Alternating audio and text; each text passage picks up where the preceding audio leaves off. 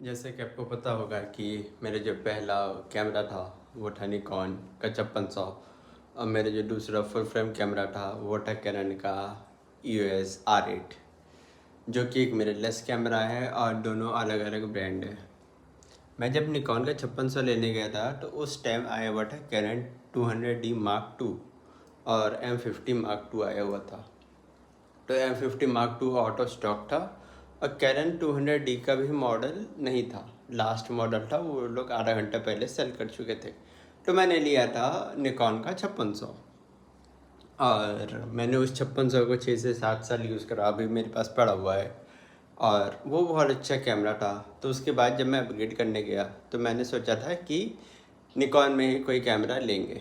मेरे पास 2-3 कैमरा के ऑप्शंस थे। सबसे पहला था निकॉन का Z5 और Z6 की सिर्फ बॉडी आ रही थी, और सोनी का A7 III था, और कैनन का क्रॉप सेंसर में R7 R10 था, फुल फ्रेम में R8 था। तो मैंने R8 लिया।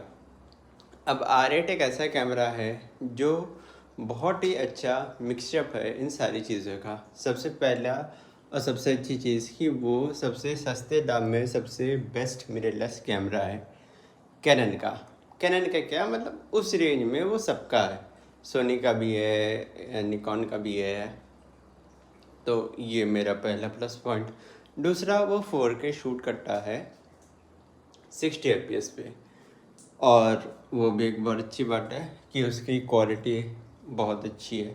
तीसरा, आपको अगर लो लाइट फ़ोटोज़ लेने हैं या लो लाइट वीडियोस लेने हैं तो आपको फुल फ्रेम में ग्रेन्स बहुत कम मिलेंगे। चौथी चीज़ जो बहुत ही अच्छा है कि जब सेंसर बड़ा होता है तो लाइट अंदर आती है, तो हाई ISO पे शूट करने पे भी आपको नॉइज़ नहीं मिलेगा। तो बहुत बार मैं वेडिंग करता था या मैं गंगा आरती शूट करता था, तो वहाँ पे जो आपका ISO होता है वो बूस्ट होता है ना। मतलब उस टाइम आपको ISO रखना होगा कम से कम 1500 से 3000 के बीच। अब जो नॉर्मल क्रॉप सेंसर कैमरा है, जैसे मेरे फ़ोन में देख सकते हो, इसका कैमरा छोटा है, तो ये जैसे ही मैं लो लाइट में जाऊंगा तो ये अपने आप शटर देखेगा, तो फिर वो लाइट कम करेगा तो आपको ग्रेन्स दिखेगा। बट उस फ़ोन में, सॉरी, कैमरे में मेरे ये दिक्कत नहीं है।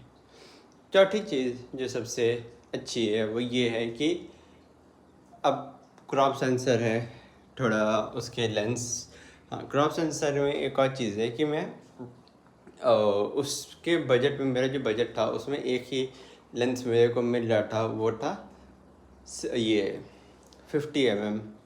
तो मेरे को प्राइम लेंस नहीं लेना था क्योंकि मेरे को वाइड भी चाहिए था, मेरे को टेलीफोटो भी चाहिए था। तो मैं गया 24-105 के साथ, जिसका अपर्चर है 4.5 से 6.3। अब जब आप 6.3 में शूट करोगे तो वो ना अपर्चर बहुत छोटा हो जाता है, तो आपको ISO बूस्ट करना पड़ता है, शटर को भी थोड़ा देखना पड़ता है, तो इसलिए फुल फ्रेम आपका काम आता है। दूसरा, अगर मैं इसे फ्यूचर में 50 mm ले लूँ, 1.8 या 24-70 ले लूँ, तो एक बहुत ही अच्छा कॉम्बिनेशन हो जाएगा फॉर एवरीथिंग, स्ट्रीट के लिए भी, क्योंकि स्ट्रीट में आप F8 F10 शूट करोगे, स्काई ट्रेल्स के लिए भी क्योंकि उसमें आपका अपर्चर ज़्यादा खुलना चाहिए, पोर्ट्रेट के लिए भी क्योंकि उसमें भी आपको बुके चाहिए होगा, वेडिंग के लिए भी क्योंकि वो भी चीज़ आपका बहुत ही अच्छे से सॉल्व हो रहा है। तो मुझे सिर्फ लेंस में इन्वेस्ट करना पड़ेगा और वो लेंस में इन्वेस्ट करके मैं ये सारी चीज़ों को कवर कर सकता हूँ। और कुछ इसके और भी कंपनियां हैं जिसमें आप जाके कम पैसे में वो लेंस को ले सकते हो। तो ये डिसीज़न था मेरा क्रॉप सेंसर पे जब मैं मूव किया, तो मेरा कैनन EOS R8 लेने का। थैंक यू सो मच, मिलते हैं नेक्स्ट वीडियो में।